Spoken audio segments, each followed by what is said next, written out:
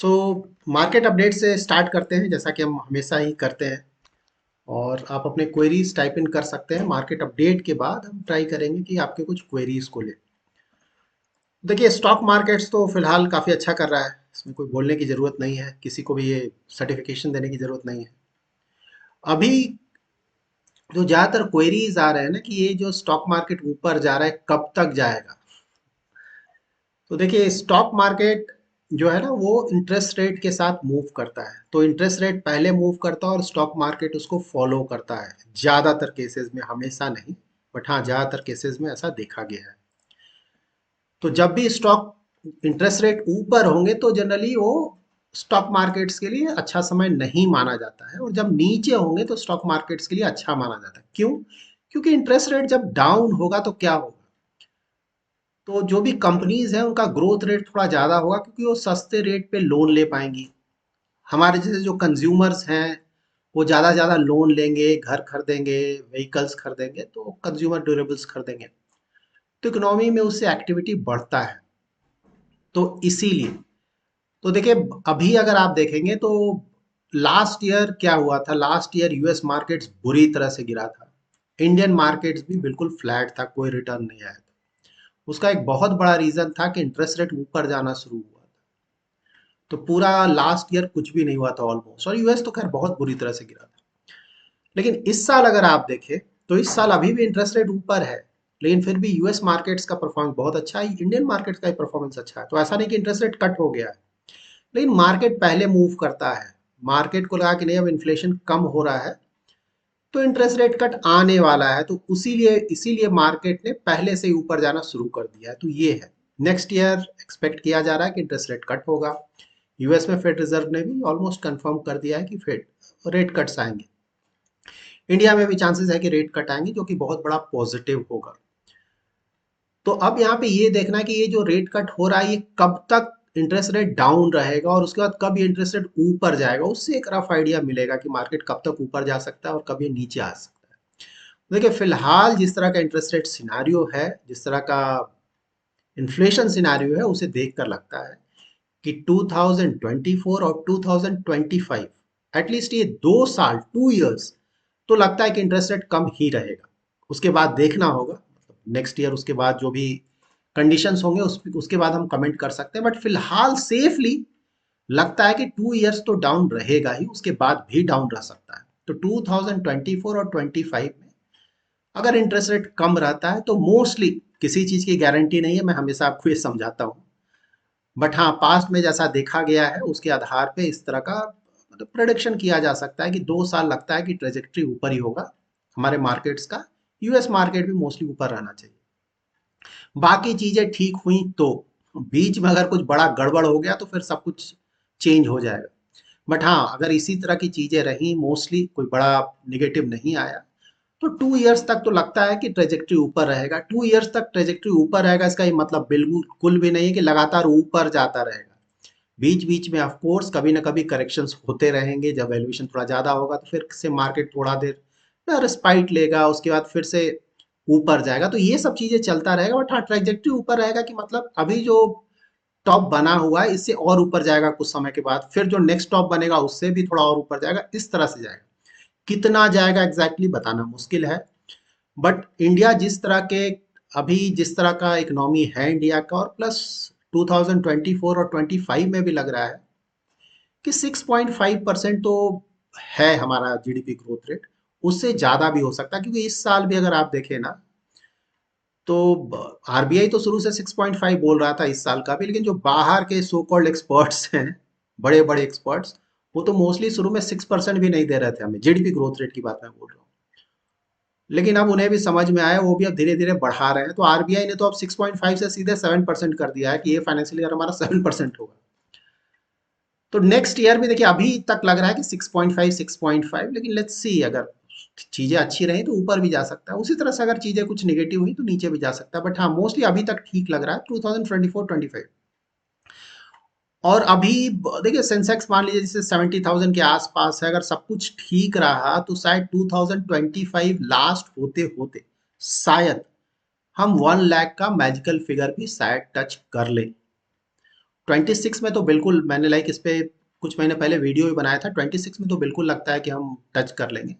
लेकिन हाँ, सब कुछ अगर ठीक रहा, क्योंकि अभी इंटरेस्ट रेट कट का सिनेरियो चल रहा है, इंडियन इकोनॉमी बहुत अच्छा कर रहा है, बाहर की मेजर इकोनॉमीज अच्छा नहीं कर रही हैं, तो इमर्जिंग इकोनॉमीज में जो भी पैसा आएगा उसका एक बड़ा हिस्सा इंडिया में भी आएगा, प्लस इंडिया के भी जो इन्वेस्टर्स हैं वहां से भी इन्वेस्टमेंट बहुत हो रहा है, खासकर रिटेल इन्वेस्टर्स की तरफ से भी अच्छा खासा इन्वेस्टमेंट हो रहा है।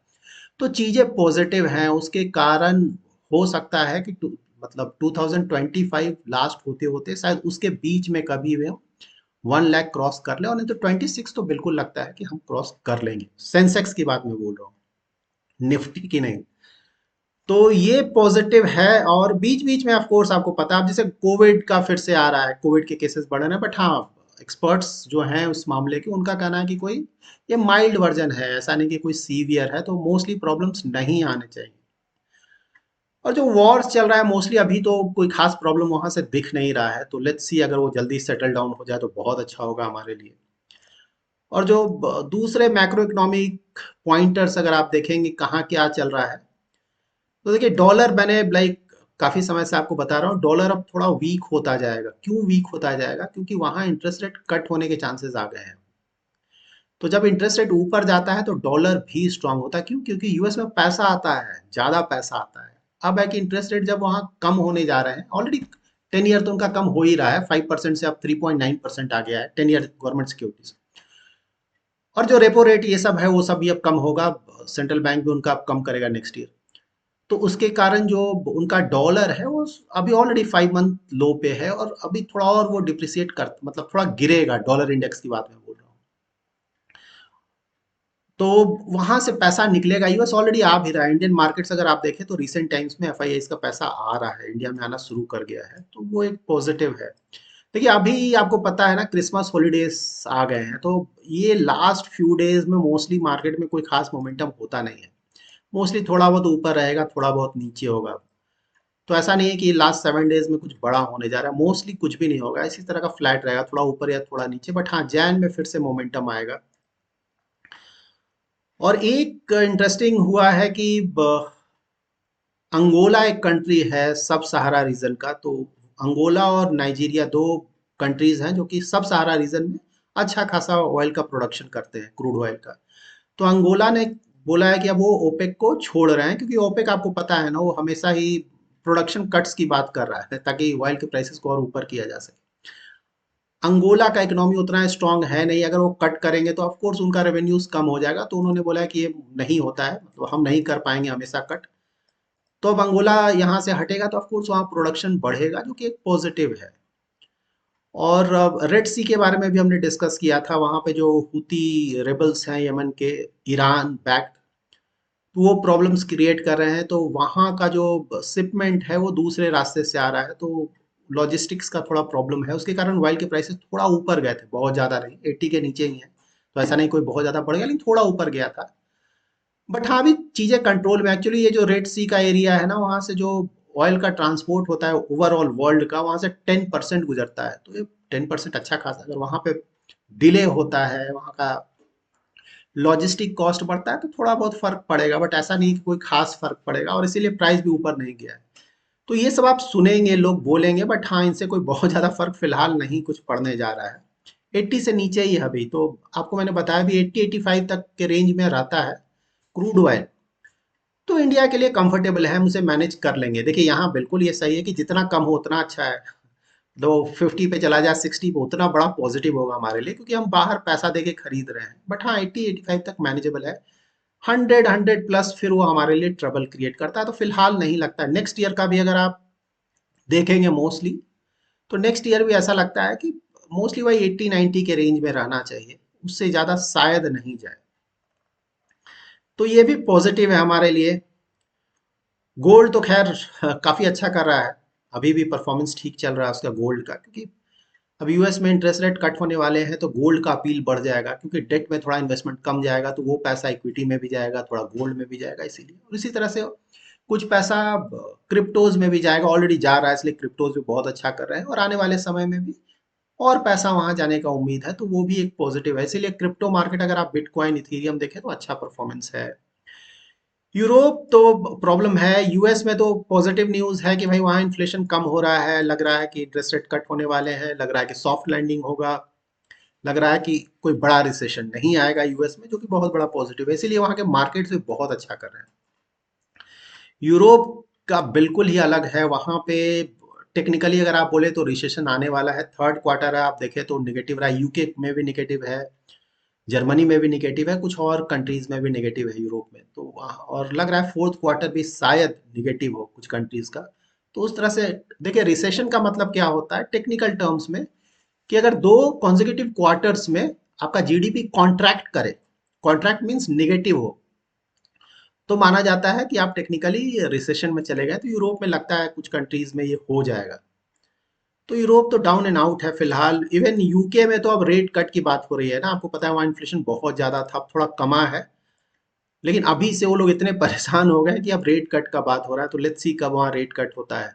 जर्मनी जो कि ग्रोथ इंजन बोला जाता है यूरोप का, वहाँ भी रिसेशन के चांसेस है। थर्ड क्वार्टर में उनका 0.4% से जीडीपी गिरा है। हम 7% से ऊपर जा रहे हैं, उनका जीडीपी गिर रहा है, निगेटिव जा रहा है। नेक्स्ट ईयर वहाँ का बोला जा रहा है कि जीडीपी ग्रोथ रेट अबाउट 0.5% के आसपास रहेगा। तो यूएस देखिए ठीक ठाक है, यूरोप का तो हालत बिल्कुल खराब है, चाइना का भी हम कई बार डिस्कस कर चुके हैं, हालत खराब है। इंडिया में देखिए, इंडिया में भी अगर आप इंटरेस्ट रेट देखेंगे तो पहले से गिरा है, 10 ईयर जीसे का अगर आप देखेंगे तो 7.19% के आसपास है, जो कि बहुत अच्छा है, पॉजिटिव है, नीचे की ओर आ रहा है। तो डेट मैंने हमेशा बोला है नो ब्रेनर है डेट में, तो मतलब नेक्स्ट 1-2 साल अगर आप देखा जाए तो काफी अच्छा रिटर्न्स, मतलब एक नेक्स्ट ईयर तक, नेक्स्ट ईयर और उसके बाद भी 2 इयर्स लेकर चले, एक्सपेक्ट कर सकते हैं कि अच्छा रिटर्न आएगा। जब इंटरेस्ट रेट कट होंगे तो लॉन्ग ड्यूरेशन वाले बॉन्ड्स में रिटर्न्स थोड़े ज्यादा आएंगे, तो नेक्स्ट ईयर से मोस्टली वो दिखने लगेगा। तो ऑफ कोर्स दिखने लगेगा, इसका ये मतलब नहीं कि 30-40%, ये इक्विटी तो है ना, ये डेट है, तो उसी की तरह का रिटर्न एक्सपेक्टेशन हमें लेकर चलना चाहिए। किस तरह के मेच्योरिटी के बॉन्ड में हम इन्वेस्ट कर रहे हैं, 7%, 8%, 10%, इस तरह का रिटर्न एक्सपेक्ट कर सकते हैं, क्योंकि अच्छा रिटर्न है, 8-9-10% का रिटर्न बुरा नहीं है, डेट से काफी अच्छा रिटर्न माना जाएगा, और कुछ केसेस में उससे ज्यादा भी आ सकता है, 10+ भी आ सकता है। बहुत लॉन्ग ड्यूरेशन के बॉन्ड्स होंगे, गिल्ट फंड्स होंगे, जहाँ की रिस्क तो ज्यादा है लेकिन रिटर्न थोड़ा ज्यादा आएगा। तो वो है। इक्विटी तो देखिए पॉजिटिव है, बीच बीच में ऑफ कोर्स देखिए वैल्यूएशन अभी ज्यादा है, मैंने हमेशा बताया है ना, वैल्यूएशन ज्यादा नहीं होता तो बहुत ज्यादा रिटर्न्स आता है इस शॉर्ट पीरियड ऑफ टाइम में, ह्यूज रिटर्न्स, क्योंकि बहुत सारी चीजें पॉजिटिव है हमारे लिए। बट वैल्यूएशन ज्यादा है, इसलिए कोई बहुत ज्यादा रिटर्न आने के चांसेस नहीं है। तो मैंने 10% के आसपास आपको बोला था, तो ऑलरेडी हमारा रिटर्न बहुत ज्यादा आ चुका है, मोस्टली थोड़ा बहुत एट मैक्स 5% से ज्यादा तो नहीं लगता है फिलहाल नियर फ्यूचर में आएगा, बट हाँ ट्रेजेक्ट्री पॉजिटिव है, मतलब ऊपर जाएगा, थोड़ा रेस्पाइट लेगा मार्केट, थोड़ा सा गिरे, उसके बाद फिर से ऊपर जाएगा, ऐसा नहीं है कि लगातार गिरता जाएगा। तो इस तरह से मार्केट जाएगा, ट्रेजेक्ट्री पॉजिटिव है, तो मीडियम टर्म में अच्छा खासा रिटर्न्स एक्सपेक्ट कर सकते हैं, और लॉन्ग टर्म तो ऑफ कोर्स पॉजिटिव है ही। शॉर्ट टर्म्स में थोड़े हिकअप्स हो सकते हैं, थोड़ा बहुत ऊपर जाएगा फिर रिस्पाइट लेगा, थोड़ा सा गिरेगा, इस तरह से थोड़ा वोलाटाइल रह सकता है। तो इक्विटी मार्केट भी देखिए ओवरऑल पॉजिटिव है, कोई शॉर्ट टर्म के लिए तो इन्वेस्टमेंट करता नहीं, अगर कोई कर रहा है तो वो गलत कर रहा है, मतलब वो तो आपका फिर लक हो गया ना, लॉटरी के टाइप हो गया, तो उसमें अगर आपका लक अच्छा है तो रिटर्न अच्छा आएगा, लक नहीं अच्छा है, मार्केट गिर गया, तो आपका प्रिंसिपल अमाउंट भी चला जाएगा। तो उस पर डिपेंड करता है, अगर कोई सोच समझ के लॉन्ग टर्म के लिए इन्वेस्टमेंट कर रहा है, उनके लिए बहुत अच्छा है। और दूसरे asset classes, real estate, interest rate cut होने के चांसेस है, तो रियल एस्टेट तो ऑलरेडी बहुत अच्छा कर रहा है इंडिया में अगर आप देखें, और आने वाले समय में भी अच्छा करेगा, क्योंकि इंटरेस्ट रेट कट बहुत बड़ा पॉजिटिव होता है रियल एस्टेट सेक्टर के लिए, तो वो भी पॉजिटिव होगा। गोल्ड तो ठीक ठाक कर ही रहा है, तो एसेट क्लासेस ठीक है हमारे यहाँ, तो नियर फ्यूचर में भी लग रहा है सब ठीक ठाक परफॉर्मेंस होगा। और अगर आप रिटर्न्स देखेंगे ना, रिटर्न बहुत ज़्यादा आया है मार्केट्स का, इनफैक्ट मेरे पास डिटेल्स हैं निफ्टी का। अगर आप ला वाईटीडी मतलब इस साल का फर्स्ट जैन से रिटर्न्स देखेंगे तो अबाउट 18% का रिटर्न आया है निफ्टी का, 17.92% का रिटर्न। निफ्टी मिड कैप का रिटर्न आया है 43% के आसपास, स्मॉल कैप का 52% के आसपास, Nifty small cap YTD return की मैं बात बोल रहा हूँ, ह्यूज रिटर्न्स। इतना रिटर्न के बाद तो थोड़ा मार्केट को रिस्पाइट लेना बनता है, बुल बिल्कुल थक जाएगा ना, कितना भी स्ट्रांग बोलो, कितना दौड़ेगा, तो थोड़ा रिस्पाइट तो लेना बनता है। निफ्टी आईटी जो कि बिल्कुल नहीं आ रहा था, वहां भी अगर आप देखें तो ऑलमोस्ट 24% लास्ट 1 ईयर में वाईटीडी भी अगर आप देखें तो 24.5% का रिटर्न हो गया है। फार्मा मैंने आपको हमेशा बताया था कि ये वापस आ रहा है, रिटर्न्स काफी अच्छे आएंगे। 30% का रिटर्न आया है इनका। एफएमसीजी भी बुरा नहीं है, 25 के आसपास। इंफ्रा इंफ्रा तो ऑफ कोर्स आपको पता है, इतना ज्यादा गवर्नमेंट का एक्सपेंडिचर हो रहा है कि इंफ्रा अच्छा करेगा ही। इंफ्रा रियलिटी दोनों ही बहुत अच्छा करा है। इंफ्रा का आया है ऑलमोस्ट 36% का रिटर्न। ये इंडेक्स की बात मैं बोल रहा हूँ। तो वाईटीडी और निफ्टी रियलिटी का रिटर्न आया ऑलमोस्ट 77% के आसपास, ह्यूज रिटर्न्स।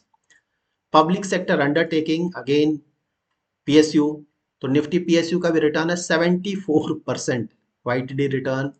ऑटो का आया है 41 रिटर्न। मेटल में रिटर्न नहीं आया, 14% से भी नीचे है। तो काफी अच्छे रिटर्न्स ऑलरेडी आ चुके हैं और यहाँ से शायद थोड़ा बहुत और नियर फ्यूचर की बात बोल रहा हूँ आएगा। बहुत ज्यादा तो बिल्कुल नियर फ्यूचर में एक्सपेक्ट नहीं करना चाहिए कितना रिटर्न आएगा, क्योंकि देखिए लॉन्ग टर्म में एवरेज आउट हो जाता है मार्केट 12% 14% के आसपास। तो लास्ट ईयर बिल्कुल रिटर्न नहीं आया था, तो इस साल हमारा रिटर्न आया है, तो यहाँ से थोड़ा बहुत और तो बनता है, आना ही चाहिए। उसके बाद थोड़ा रिस्पाइट लेके फिर से थोड़ा रुकेगा और फिर से ऊपर जाएगा। तो ये है। सो ओवरऑल अगर आप देखें तो सब कुछ पॉजिटिव लग रहा है। किसी का अगर किसी ने सोच समझ कर इन्वेस्टमेंट किया हुआ है या फिर करने का प्लान कर रहा है, इन्वेस्टमेंट होराइजन चेक कर लिया, रिस्क प्रोफाइल चेक कर लिया, लॉन्ग टर्म के लिए सोच समझ कर अगर इन्वेस्टमेंट करता है तो बहुत बड़ा पॉजिटिव है, निगेटिव नहीं है। लग रहा है कि अच्छा खासा रिटर्न्स लॉन्ग टर्म में आ सकता है। सांझ जी का क्वेरी है, अभी मार्केट नीचे जाने का क्या क्या रीजंस हो सकता है, specially in large caps, plus situations में कौन सी प्रोबेबिलिटी कितनी। देखिए मार्केट नीचे जाने के तो reasons all of a sudden आ जाएंगे। आप सुबह उठेंगे आपको कुछ पता चलेगा, ओ ये हो गया क्या, मार्केट धड़ाम से गिर गया। फिलहाल देखिए जो दो वॉर्स चल रहे हैं ना, इसराइल हमास का, वहां पे अभी तो नहीं लग रहा है, बट यू नेवर नो ना। तो अगर वहां पे कुछ ज्यादा प्रॉब्लम आते हैं तो वो प्रॉब्लम क्रिएट करेगा। जो ऑलरेडी चल रहा है उसकी बात मैं बोल रहा हूँ। फिर रसिया यूक्रेन का जो वॉर चल रहा है, देखिए रसिया यूक्रेन वॉर का एक पॉजिटिव क्या लग रहा है ना, कि अब यूएस में इलेक्शंस आने वाले हैं। प्लस यूएस में ऑलरेडी डेट बहुत ज्यादा है, खुद परेशान है, प्लस इंटरेस्ट रेट ज्यादा है, तो डेट सर्विसिंग भी बहुत ज्यादा उनका है। और अब डेट सर्विसिंग के लिए उन्हें और भी डेट लेना पड़ेगा। 34 ट्रिलियन यूएस डॉलर्स के आसपास उनका डेट है, जो कि बहुत ज्यादा है। तो यूएस भी अब परेशान हो गया, थक गया होगा वो बहुत ज्यादा, क्योंकि ये जो लड़ाई हो रहा है यूक्रेन की तरफ से ना, फाइनेंस किया जा रहा है बाहर से।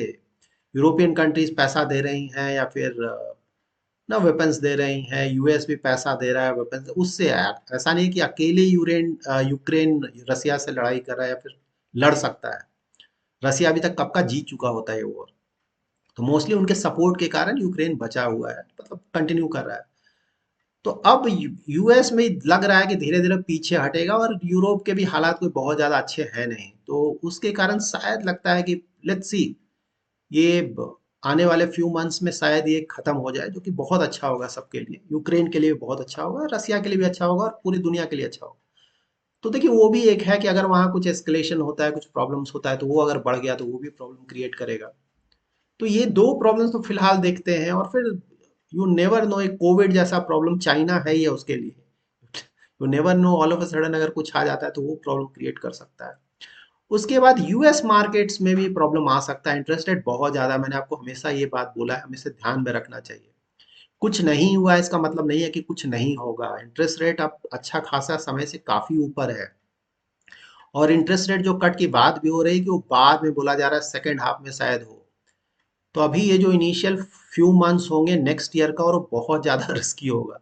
किस कंपनी के अंदर क्या चल रहा है हमें नहीं पता है। जब होगा ना वहां पे वो बम विस्फोट होगा, तो हमें पता चलेगा कि वो गॉड ये क्या हो गया।